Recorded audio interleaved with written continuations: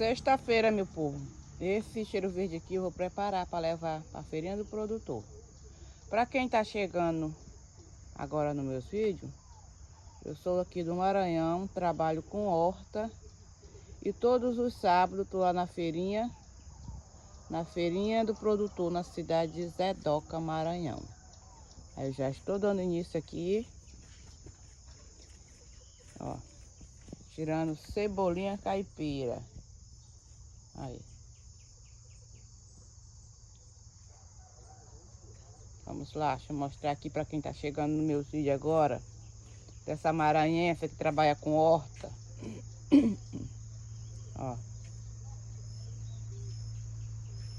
Essa área bem aqui. Só que eu já aumentei mais a minha área para trabalhar.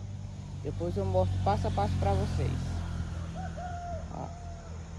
Deixa eu terminar aqui de banhar minha cebolinha caipira.